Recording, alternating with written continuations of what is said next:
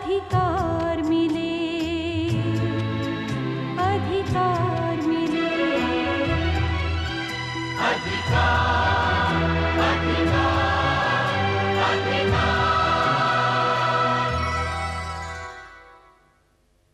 आप इस बात का जिक्र शमा बेगम से नहीं करेंगे? क्यों? खुश खुश। चलिए। तुम्हें पता है कितनी मेहर लिखवाई गई? कितनी? 5 लाख। चीजें गलत तो उसी दिन हो गई थी जब आपने मेरी सास को शादी का लालच देकर ससुर साहब से झूठी गवाही दिलवाई थी। हाय हाय फज्जो रानी, कहाँ चली? आपका इस तरह उससे बात करना आपकी शान के खिलाफ है। क्यों खिलाफ है? आप घर के मालिक हैं और हमारे यहाँ मालिक खादिमाओं से सीधे बात नहीं करते। लखनऊ की तहजीब होगी ये, हमारे यहाँ नहीं चलती। इसमें तहजीब की कोई बात नहीं है, इससे मालिक का दबदबा बना रहता है। हमारे अब्बू तो नौकरों को लात भी मारते हैं और उनके साथ बैठकर शतरंज भी खेलते हैं, बड़ा मजा आता है। मैं दांत सफा करने जा रहा हूँ, वो आए तो उसे रोक लेना, उससे मुझे नाश्ते के बारे में बताना है।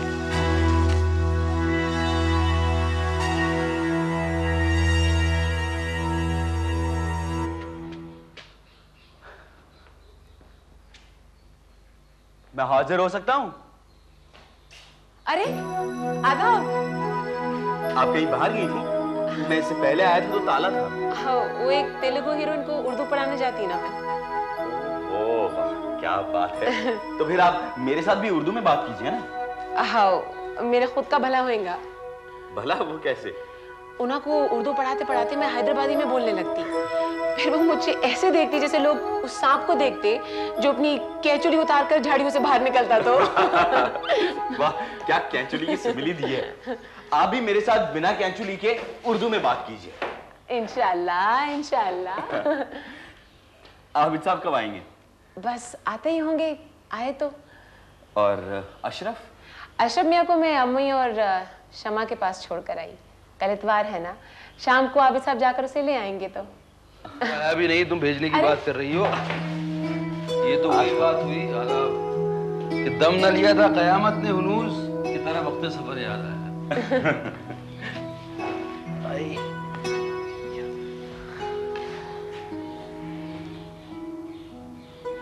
कब तशरीफ लाए? दूसरा चक्कर है इनका। पहले आए थे तो ताला लगा था, मैं पढ़ाने गई थी और आप थे नहीं। इनके साथ यही होता है, इनको दरवाजे बंद मिलते हैं और जो दरवाजे खुले मिलते हैं उनमें 2 बेकार के आदमी मिलते हैं, तीसरा काम का आदमी इनको कभी नहीं मिलता। आबिद साहब ये आप क्या फरमा रहे हैं? हाँ। मेरे साथ भी यही हुआ था भाई। मैं जेल से छूट कर आया, इन्हें तो मालूम है, इनके दरवाजे बंद मिले। नए घर पर गया, इनके दरवाजे खुले मिले, ये नहीं मिली। तो इश्क के मारों के साथ ऐसा होता है। आबिद साहब मैं तो यहाँ आपकी खैरियत पूछने आया था कि आप कैसे हैं। मैं समझ रहा हूँ, आप ठीक कह रहे हैं, सही फरमा रहे हैं। मैं जो कह रहा हूँ वो भी ठीक कह रहा हूँ, क्योंकि मैं महल में जाता था शमा से मिलने के लिए ताकि ये मुझे मिल जाए। सुभान संभाल के बात कीजिए ना, क्या ऑल फॉल बोल रहे हैं आप? कभी अम्मी या शमा ने सुन लिया तो गजब हो जाएगा ना। आप ये उर्दू कैसे बोल रही हैं? वो खालिद साहब बोले कि उर्दू पढ़ाती हैं तो हमारे साथ उर्दू बोला करें। और ये इन्होंने कब बोला? मेरे वकील मेरे महरम अभी कहा था। आप अभी महल जाइए और आपको जो शमा से कहना है कह दीजिए। घड़ी आपने इनसे कहा, इन्होंने बात मान ली। आप इनकी बहन से कहें, हो सकता है वो भी बात मान ले। क्या बात कर रहे हैं? अभी अभी 2 अल्फाज बोलने लगी, वो भी बंद कर देंगे। ठीक है, आप नहीं चाहती तो ना जाए। खास काम था? आप मेरी खैरियत के अलावा भी कुछ? अबू जी का 40वां अब यहाँ नहीं होगा क्योंकि वो यहाँ नहीं गुजरे। बस मुझे यही बताना था। मैं चलता हूँ। आप साबिर अली साहब से भी कह दीजिएगा। आप खुद ही कह दीजिए, मैं भी चलता हूँ। आप किधर जा रहे हैं? अशरफ को लाने, उसके हाफ ईयरली एग्जाम्स हैं शमा के, तो उसको डिस्टर्ब करेगा। तो अच्छा है, मैं ले आता हूँ।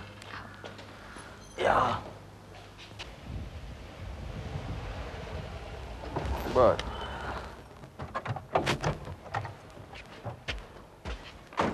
मैं आता हूँ पैसे लेकर, फिर छोटे महल चलते हैं। नहीं आबिद साहब, आप मुझे छोटे में लाने के लिए मजबूर मत कीजिएगा। मैं आपको छोटे महल के बाहर छोड़कर चला जाऊंगा। खालिद मियाँ, हमारे ससुर साहब के दरवाजे बड़े जल्लाद हैं। उनकी लड़कियां वक्त से नहीं जागती, देर से जागती हैं। जूबी को देखो, कितना वक्त लगा दिया, उम्र निकल गई।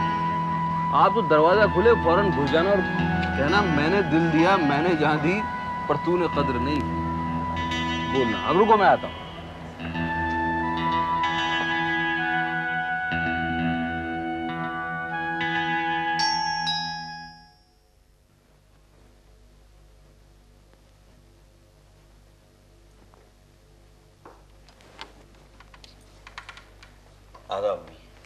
ये कोई वक्त है घर आने का?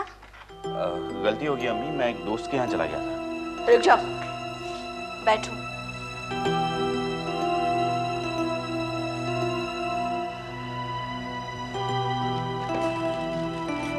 मैंने मोहसिन के घर फोन किया था। अम्मी मैं मोहसिन के यहाँ गया ही नहीं था। फिर किसके घर गया था? मैं सब जानती हूँ। क्या जानती है आप? क्या कहना चाहती हैं? तू उसके घर गया था। किसके घर? जिसका तुझ पर साया पड़ गया है, जिसने तुझे इतना दीवाना और पागल बना दिया है कि जिन्होंने तुझ पर एहसान किया उनके साथ तूने दगा किया। जिसने तुझे मोहब्बत की उसका दिल चूर चूर कर दिया। अम्मी मैं उनसे माफी मांग चुका हूँ। मगर तू जाएगा तो उसी के पास जो न तुझे घास डालती है न तुझे घर में घुसने देती है, और घर में घुसता है तो घर से निकाल देती है। बस यही नहीं, तूने उसके बहनोई को छुड़ाया है और उसका इलाज भी करवाया है। आपको मोहसिन ने कहा है? हाँ, मुझे तेरे बारे में लोगों को पूछना पड़ता है, लेकिन आज तुझसे पूछूंगी, क्योंकि आज नहीं तो कल लोग मुझसे पूछेंगे। तू शमा को इतना चाहता है, क्या वो तुझसे निकाह करेगी? मैंने सबा की अम्मी को रोक रखा है। रोक रखा है किस लिए? यही कि वो सबा की शादी कहीं जल्दी में और न कर दे। ये आपने क्या कर दिया? तुझे नहीं, पर मुझे सबा चाहिए। मैं उसे इस घर में दुल्हन बनाकर लाना चाहती हूँ।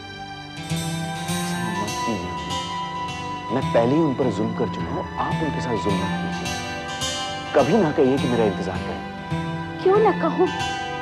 वो शमा तो तुझसे निकाह नहीं करना चाहती। अभी वो क्या करेगी मैं नहीं जानता, आप तो जानती हैं।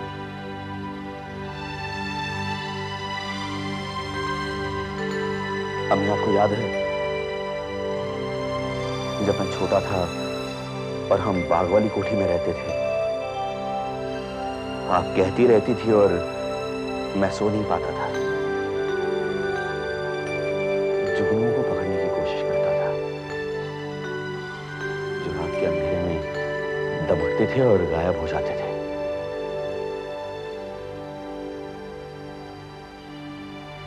शमा उन जैसी है अम्मी, वो किसके लिए दमकती है और यकायक गायब हो जाती है मुझे नहीं पता। मुझे सिर्फ इतना पता है कि मैं वही बच्चा हूं और वही जुगनू है, और मेरी मुट्ठी खाली है। कब तक खाली रहेगी बेटे? अम्मी आप इंतजार करती रही और अब्बूजी दरगाह में जाकर बैठ गए। शायद मेरा भी यही हश्र होने वाला है। जो दुनिया मुझे चाहती थी मैंने छोड़ दी, और जिस दुनिया में जा बैठा मुझे नहीं पता।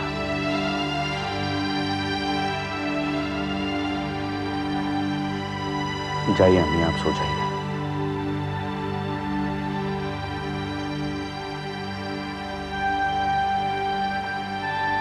मुझे जागना होगा।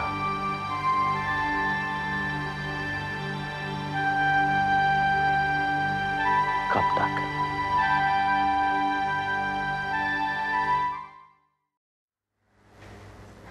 पढ़ाई हो रही है? अस्सलाम वालेकुम सलाम। पर्चे दे आई आप? हाँ, स्यापा मुकाई। स्यापा मुका? मैं नहीं समझी आप क्या कह रही है। मेरे क्लास में एक पंजाबी लड़की है, जब कहना होता है कि बला टली तब ये कहती है। आपके पर्चे तो ठीक है ना आपाजान? नहीं, आज भी एवी हुआ। एवी हुआ यानी खराब के? तू पंजाबी जानती है? नहीं, मुझे पंजाबी नहीं आती। उसका मतलब आपके पर्चे अच्छे गए आती है? नहीं, खराब। आपके पर्चे खराब है तो आप पंजाबी में बातें कर रही है कि? क्या खराब हो गया? किसके बारे में बात हो रही थी? पर्चों के बारे में बात कर रहे हो? नहीं, पर्चे के बारे में नहीं बेगम साहिबा, वो कॉलेज की बात कर रही थी। आप भी बारिश नहीं हुई ना तो सारे पेड़ पौधे खराब हो गए। बारिश नहीं हुई, पेड़ खराब हो गए ना? तब उसके पीछे क्यों पड़ी है? एक तो मेरी बच्ची इम्तिहान देकर आई और तू उसका दिमाग चाट रही है। अब जा यहाँ से, जा। अम्मी जी, उसे क्यों डांट रही है? बात मैंने शुरू की थी। तू हमेशा उसी से बात शुरू करती है। क्या घर में और कोई नहीं है जिससे तू बात कर सके? किससे बात करूं? अरे मुझसे बात कर बेटा, माँ हूं तेरी। देख शमा, अब तेरा बेटा बड़ा होने लगा है, सब पहचानता है, समझता है। अब तुझे पढ़ाई वढ़ाई छोड़ के ना घर में बैठ। अम्मी जी, जैसे चल रहा है वैसे ही चलता रहा तो जरूर एक दिन पढ़ाई छूट जाएगी। वारिस ने क्या किया? अरे करना क्या है, खाता कम है गिराता ज्यादा है। अब मैं कल उसे शोरबा पिलाने बैठी, उसे ये हाथ मारा, शोरबा एक तरफ और प्याला एक तरफ। आज मैं खिचड़ी खिलाने बैठी, निवाला मुंह में डाला और करके सब निकाल दिया और पूरा मेरी आंख के अंदर। हाँ, अब तक पढ़ी है। मैं उसे बोल दूंगी कि ऐसा ना करे। ठीक है, तुझे बता। क्या कहा तुमने? तू उसे बताएगी? मजाक उड़ा रही है ना मेरा? और किससे मजाक करूं? एक बेटी अपनी माँ के साथ ही तो कर सकती है, और फिर तेरी बेटी का मजाक कौन सह सकता है? नहीं बेटा, अब मैं भी मजाक नहीं सहूंगी। शमा, अब तू बेटी बनना छोड़ के माँ बन, अपने बेटे को संभाल, और जो अल्लाह मियाँ हाथ बढ़ा के दे रहा है ना, उसे ले ले। क्या बढ़ा रहा है? मैं तो खाली इतना कहना चाहती थी, देख जुबैदा भी तेरी तरह अपनी ससुराल से दुखी होकर आई थी ना। उन लोगों ने भी उसकी जमीन जायदाद सब हड़प ली थी, लेकिन बाद में उसने सब छोड़ दिया, सब भूल गई। जब से आबिद मियाँ का हाथ उसके हाथ में आया, उसने इसी बात में शुक्र मना लिया कि अल्लाह मियाँ ने जो आबिद को दिया है वो बहुत है। अम्मी, आप जो इशारा कर रही है मैं समझ रही हूँ। आप अब झुंझलाकर मुझसे लड़ने लगी है, कभी पढ़ाई की बात को लेकर तो कभी वारिस की। लेकिन एक बात बता दूं और आप याद रखिए, मैं पढ़ूंगी, मुकदमा लड़ूंगी, और जब तक केस नहीं जीतूंगी मेरी जिंदगी में कुछ नहीं होगा, कोई नहीं आएगा। और रही वारिस की बात, तो उसे मैं और नफीसा संभालेंगे। आपसे जो ना हो वो ना करिए।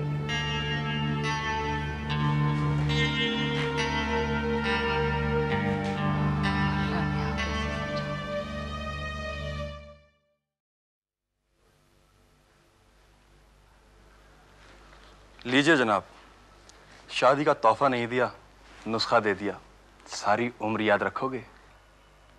काम तो करेगा ना, नहीं तो वो अपने नीम हकीम बहकाते हैं।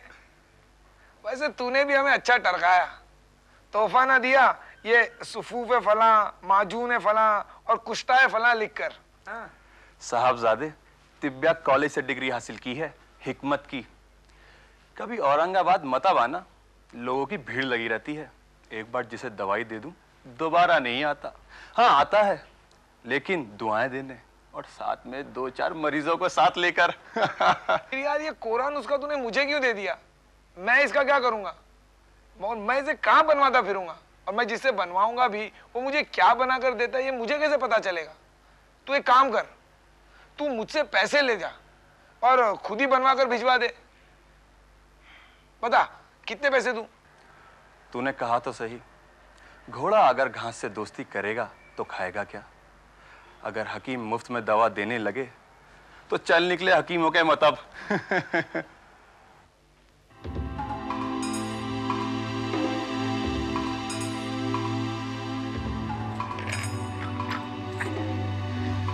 हम चाय बना दी सरकार?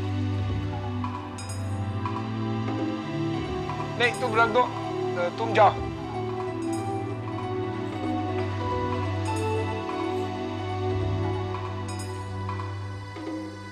यार ये कौन है? यार नौकरानी है ये। नौकरानी है? नौकरानी है तो तेरे घर की नहीं हो सकती। ले तू चाय पी और कुछ कहा।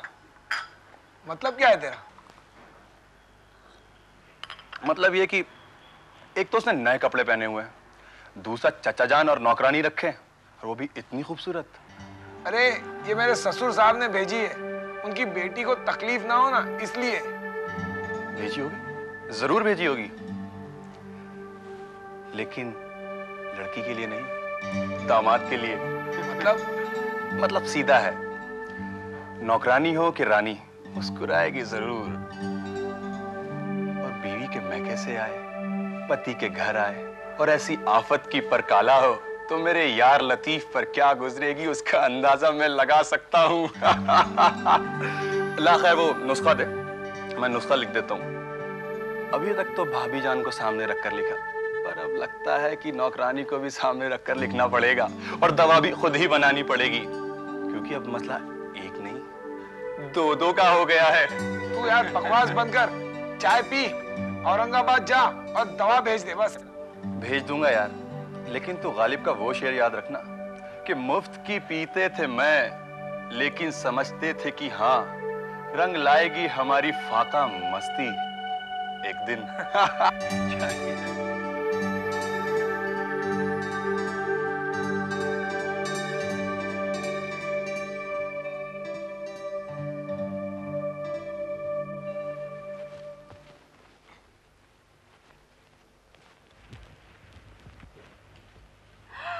अस्सलाम वालेकुम बीबी। वालेकुम सलाम। अरे वाह, तूने काम संभालना शुरू भी कर दिया? जी हुजूर। अच्छा ये बताओ, शबनम कहाँ है? उठ गई? वो तो कब है कि उठ गई। हाँ। और दूल्हे सरकार और स्टेशन छोड़ने खातिर गए हैं मेहमानों का। चलो मुझे शबनम के पास ले चल। आइए, आओ।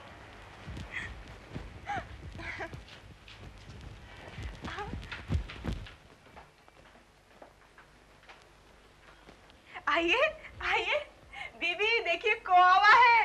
हाँ, सकीना।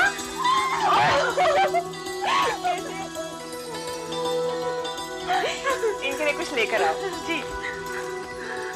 ससुराल मुबारक हो, सुहागरात मुबारक हो, तुम्हें तो सब हर चीज मुबारक हो।